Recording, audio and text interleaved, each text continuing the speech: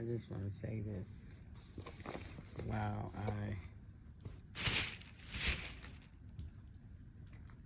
put my husband's medicine in here.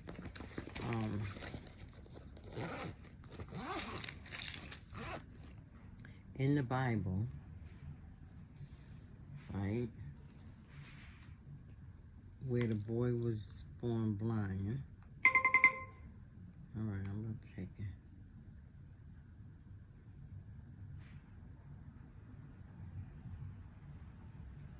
Let's see. Let me go to it right quick.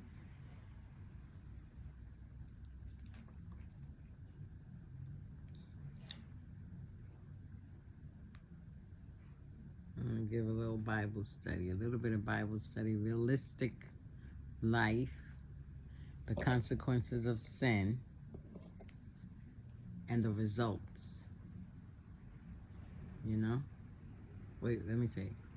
The realistic of life, sinning, the consequences of sin, and how your sin can affect someone in your family.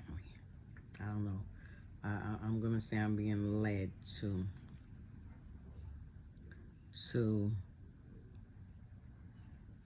speak on this. Maybe somebody don't know. Maybe somebody do know. I don't know. And I want to put a disclaimer. What I'm about to say is not a discrimination against nobody kids, because I got issues in my family. I may even have issues with myself. And if I wasn't saved, it probably would be noticeable, or it probably would be full in effect. But because I'm saved, God removed those issues from me. And then we can talk a little bit about why people say generation curses, right? They blame it on generational curses. They believe it's a curse to themselves or to their family, and that's why people is saying we need to break these generational curses. But I just want to give you a FYI. It's not a curse. It's a sin. And it will travel down to your family. It will travel down to you, your children, your children, or anybody in your family. Whoever the enemy feels like he can influence so that sin can go down through generation. That's why they're calling it a curse. But it's the enemy wanting his thoughts, his wrongdoing to go through to these different families so that he can have people in his kingdom. He got a kingdom too. It ain't gonna be, it's not the kingdom you should wish to want to go to. So I just want to go to this scripture right here, this story.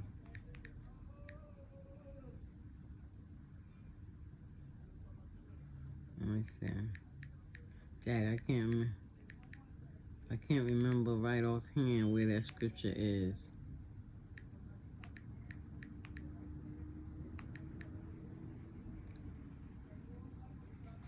Okay, so we're gonna go. Let me see if I can find it in here. Sam, I believe it's a New Testament. Okay.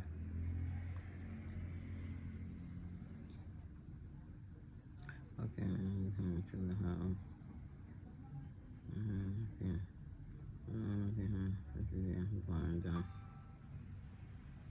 Okay. Okay, so we're going to go to Matthew 12 and 22. Okay. And it says, Matthew 12 and 22 says, Then was brought unto him one possessed with the devil, blind and dumb. And he healed him, insomuch that the blind and dumb both spake and saw. No, that's not what I'm looking for. That's a miracle. The people is going crazy on. Let me see.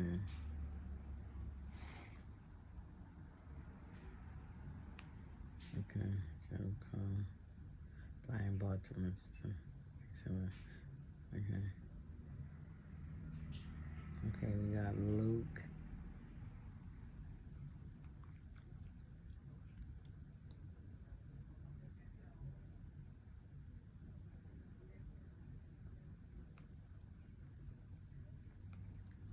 Okay. Okay, here we go. This is John 9.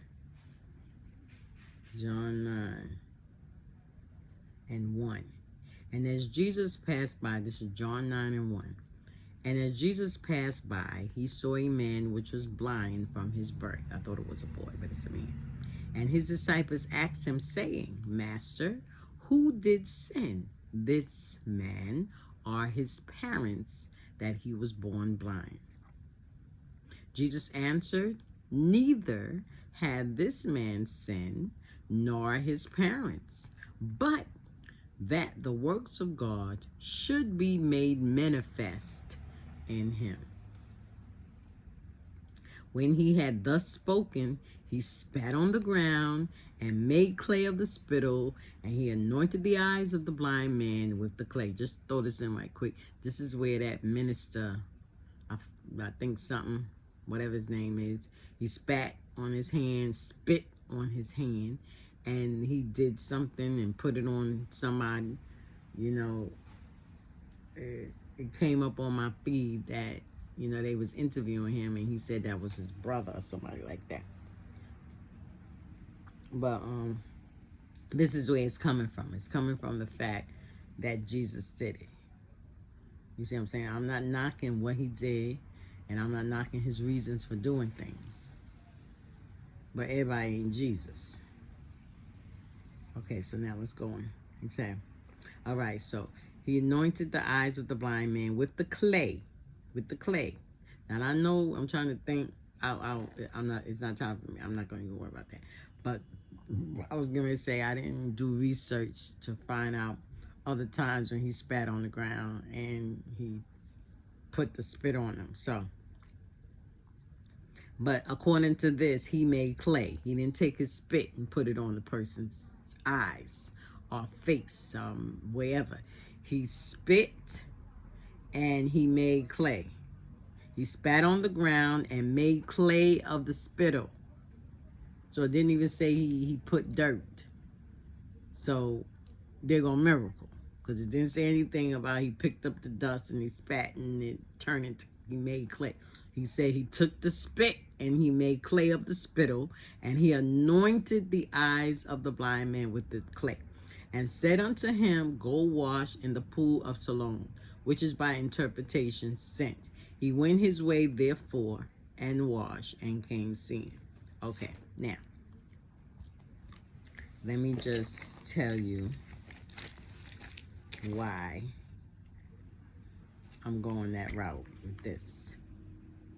Now, it was asked in this parable. No, this is true life. It's not a parable. It was asked to Jesus, question to Jesus.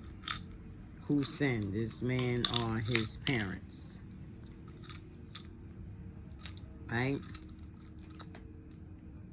And Jesus emphasized to let them know that it wasn't the parents, right? And it wasn't the boy. It was for the manifestation of the Spirit, so that God will be glorified, right? Okay, do I got a bag ready?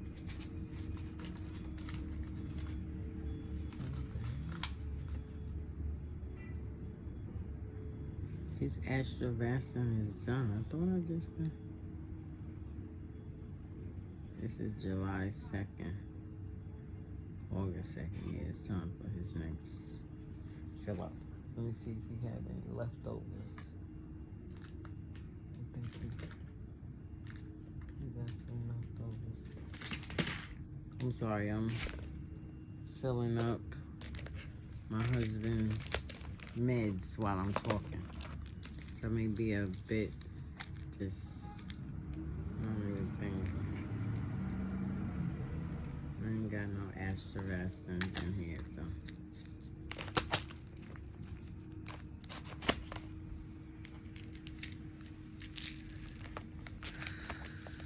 What's this?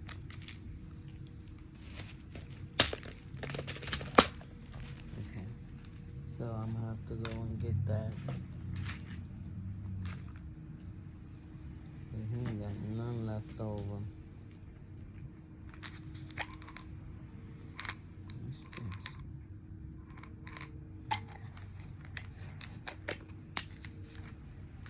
Nope. I thought maybe I had a bag here. Okay, so we need to put an extra one in here. Okay, so let me leave out Friday. So when it's time to get it, I'll know. Oh, so it's going here. Okay, so we got that.